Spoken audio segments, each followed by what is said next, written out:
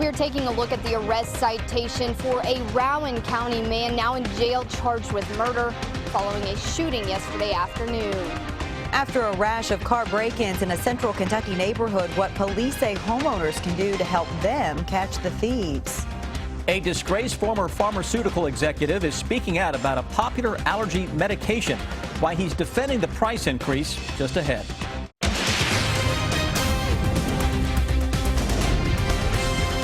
This is WKYT News at 5:30. And good evening. We're learning some new details tonight about a deadly shooting in Rowan County. State police say the shooting on Kentucky 32 near the Elliott County line started as a domestic dispute. Court documents now give us a better indication of why a father was arrested accused of killing his daughter's boyfriend. WKYT's Hillary Thornton is tracking the investigation in our top story at 5:30. He is in jail facing a murder charge. 59-year-old Teddy Johnson accused of shooting and killing 24-year-old Marvin Jimmy Adkins. We're told Adkins was dating Johnson's daughter. This starting early in the day on Tuesday when police were called to the Brown Ridge Road home for a domestic dispute. Adkins, the man reportedly causing the trouble, already gone when police got there. They then used canines searching the area for more than an hour, ultimately unable to find him. A short time later, Adkins returning to the home, a second altercation taking place, resulting in the shooting. At the scene, police explaining where Adkins was found after he'd been shot. Across the road. He fled out of the residence across the road. A few hours later, police arresting Johnson, charging him with the murder. According to Johnson's arrest citation, investigators say after that verbal altercation, Johnson followed Adkins before shooting him. We did check in with Johnson's family out here where the shooting happened. They said at this point they have no comment because they've yet to talk to attorney about the charges he is facing. No records for Johnson or Adkins were found at the Rowan County Courthouse. Johnson will make his first court appearance answering to the murder charge on Monday. In Rowan County, Hillary Thornton, WKYT. And we asked, but Johnson did not want to tell us his side of the story from jail. Damage reports are coming in after powerful tornadoes ripped through Indiana this afternoon. At least 2 tornadoes were confirmed on the ground, one in Kokomo, about 40 miles north of Indianapolis, another one near the town of New Ross. That's also near Indianapolis. The same system could bring some storms to our area tonight. So let's check in with our chief meteorologist, Chris Bailey. He's tracking the system on the Defender Radar Network. Chris? Yeah, we're way out ahead of where the best spin and instability is currently located. That's on top of Indiana, but across the Bluegrass State, we've had some sunshine, you got the high humidity, and notice how the trees here are kind of whipping. Got some gusty winds trying to blow up some thunderstorms. Right now it's 88 degrees, but that humidity at 57% makes it feel like it is 94 steamy degrees out there. Nothing across Kentucky, not picking up on anything, though we don't have to go too far to our north and northwest to pick up on some thunderstorms that are out on their own. Those are supercell thunderstorms that Sam was just talking about, producing those tornadoes into sections of the Hoosier State. Some of those may try to develop into parts of Kentucky. I don't think they're going to be anywhere close to as strong as what we're seeing out there to our north, but we'll have to keep a close eye on it with just a little twist in the atmosphere, especially across northern Kentucky. That future radar, again, picking up on some scatter stuff over the next few hours. As we go through the next several days, summer continues to just surge back in. Heat and humidity really going to kick into high gear over the next few days. It may rival some of the toastiest temperatures we've had of the entire summer. And oh yeah, daily thunderstorm threat will begin to kick back up, and we'll get in on that pattern a little later this evening. When I come back here in about 10 minutes, we'll talk about how the steam and the storms look to stick around for a while. Police are asking for your help in solving the murder of a couple in western Kentucky. Our county-by-county coverage at 5:30 begins in Butler County. 2 weeks after police say that Kenneth and Dorothy Nafis were killed in their home in Morgantown, police still have little to no information as to who killed them. State police are now asking anyone who may have information to come forward. Detectives say that even the smallest amount of details could help them solve the case. In Whitley County, a man who was supposed to be ministering to inmates ended up in jail himself. Williamsburg police arrested 59-year-old Gary Smitty last week at the jail. Police say they found marijuana, meth, and tobacco on him. Police say he was sneaking it into the inmates he was ministering to. 5 other people are charged in the case. Hear how he was sneaking it into the jail tonight on WKYT News at 11 o'clock. In Harrison County, a group is sending 2 truckloads of hay and supplies for animals displaced by the flooding in Louisiana. Helping Hounds Find Homes has been collecting donations for animals since the weekend. They say that 2 trucks are leaving for Louisiana today. 1 truck is filled with hay and the other is filled with hay and supplies. Police in one central Kentucky community are warning people to keep their car doors locked after nearly 3 dozen vehicles have been broken into in the past 3 weeks. Michelle Chamberlain talks to Nicholasville police about what else you can do to help them catch the thieves. Nicholasville police say there were 3 car break-ins here on Mason Springs Drive last night in Nicholasville. They say it's an ongoing problem here in the city. Police tell us in the past 3 weeks there have been at least 35 break-ins in Nicholasville. We told you about a string of break-ins a week ago, 10 in the same neighborhood off of Corman Drive. In the last week, there have been 20 reported. 5 break-ins reported last night. Police say the thief is only getting into unlocked cars, grabbing whatever they can. They're not breaking windows. They're not stealing CDs or things like that. They're just taking small items left in the car like loose change or cash. Most of the break-ins are happening between midnight and 6 in the morning, and no location has been off limits. But the common connections in these break-ins are the cars are typically parked on the street and are unlocked at the time of the crime. You certainly do have that right to leave your car unlocked, but at the same time, you're also opening yourself up to be a victim of a crime such as this, just because you left your car unlocked. And I know it's unfortunate in today's society that we should be able to leave our cars unlocked, but you just can't. Officer Grimes is asking for any homeowner on Mason Springs Road or any of the roads where these break-ins have taken place, if you have surveillance video, to please provide that to the Nicholasville Police Department. In Nicholasville, Michelle Chamberlain, WKYT. Police are not sure if these break-ins are connected to others, and they do not have any information on the person or people responsible for these crimes. Funeral arrangements have now been made for Georgetown College football player. 18-year-old John Colson Mocklet died Monday, 2 days after suffering a head injury in a fall at the Lambda Chi Alpha house. Visitation for Mocklet will be held in the Dixie Heights High School gym from 3 to 6 Sunday afternoon. His funeral will be at 10:30 Monday morning at St. Joseph Church in Crescent Springs. The cost of the EpiPen for people with severe allergies has risen nearly 500% since 2009. Now, lawmakers are pressing drug maker Mylan for the reason why. But Martin Shkreli, the former head of Turing Pharmaceuticals, who gained fame for boosting the price of a vital drug, is speaking out now. He's defending Mylan's increase, even though he has no connection to that company or to the EpiPen. Vanina Nair reports. I think important medicine should be expensive because they're valuable. The former pharmaceutical chief, Martin Shkreli, gained notoriety last year by ratcheting up the cost of a malaria and HIV medication by 5,000%. He defends the EpiPen's increase from about $100 for a 2-pack in 2009 to more than $600 this year. Everyone can understand in a free market that dollars rule. However, these are life-saving drugs. People don't have a choice whether they can buy them or not. Yeah, well, that's up to insurance to pay for them. Like I said, it's $300 a pen. $300. My iPhone's $700. The EpiPen faces little competition. It accounted for 87% of all epinephrine prescriptions pharmacies filled last year, and that included sales from a competing brand, which has since recalled its product. We gave her a cashew, her whole throat closed up. Democratic Senator Amy Klobuchar says she understands the importance of the EpiPen. She first learned her daughter needed one when she was 4 years old.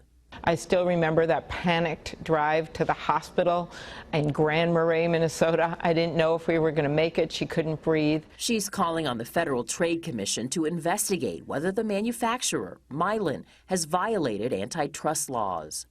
To do that to a parent, to tell them, well, yeah, that cost $100 5 years ago, but now it costs $600, that just can't happen in this country. In a previous statement, Mylan said the EpiPen's price has changed over time to better reflect important product features and the value the product provides, adding, "We've made a significant investment to support the device."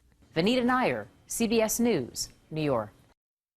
Again, Martin Shkreli has no connection to Mylan and EpiPen and has been indicted in an unrelated securities fraud case.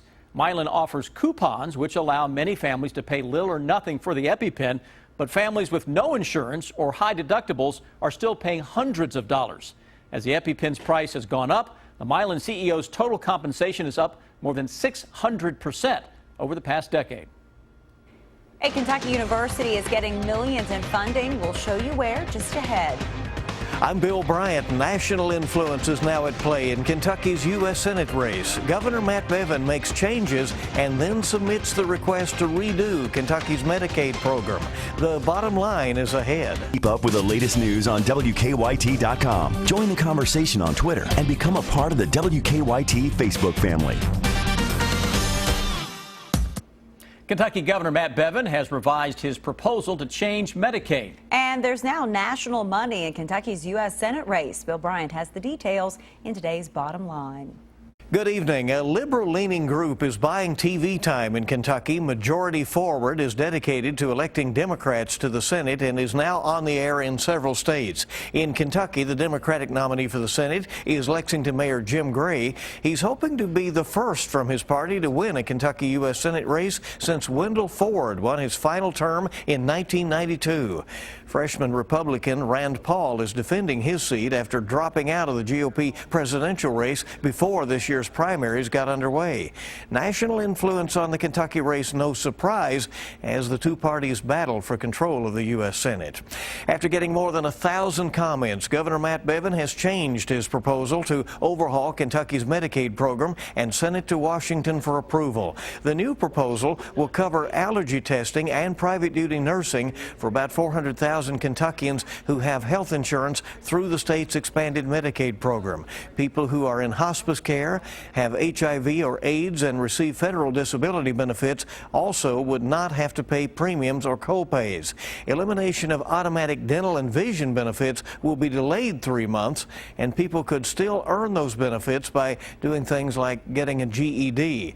Bevin makes the case that Kentucky cannot afford its current system. 2 Kentucky counties went against the recent trend and voted down local alcohol sales. Boyd County said no to allowing alcohol sales to expand to package stores and bars outside the city limits of Ashland.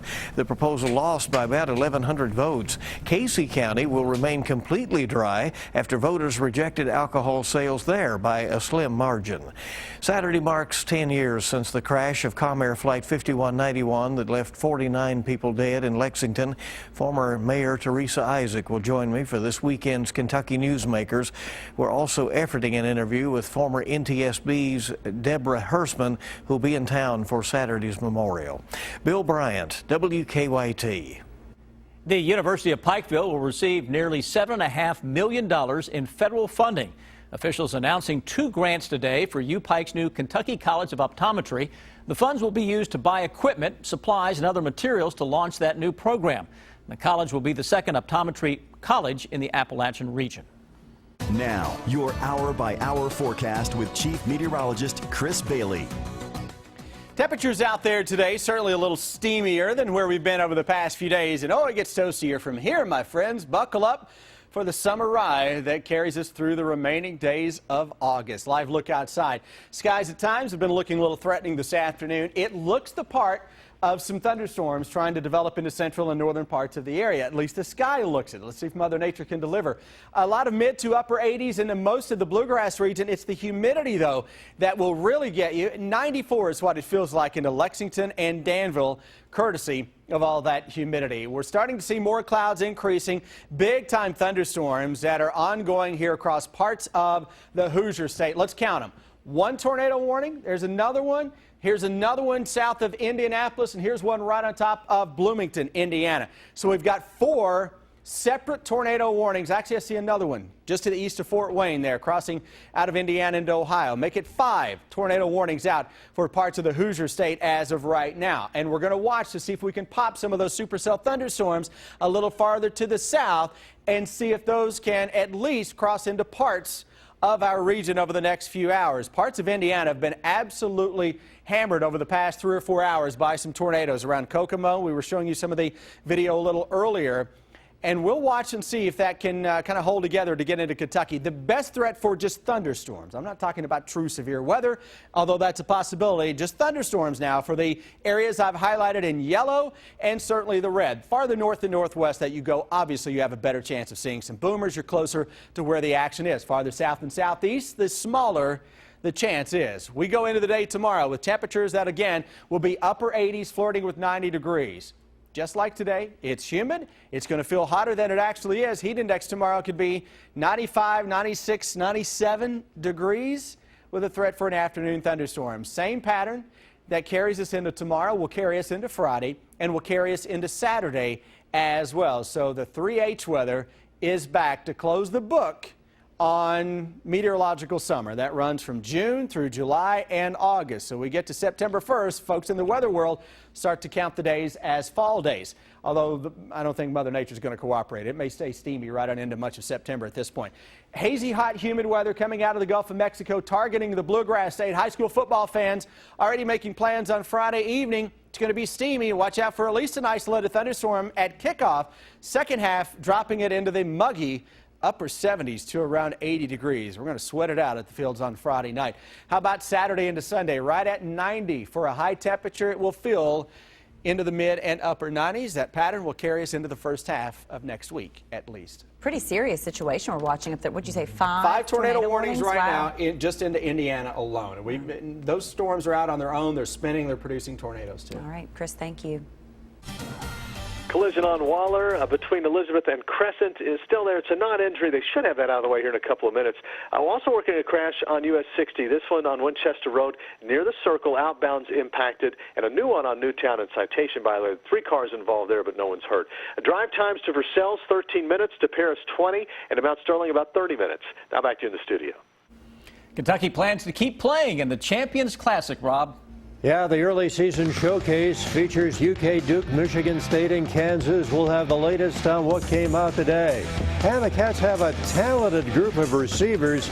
You can add a big junior college transfer to the group. Drew Barker talks about him next in sports.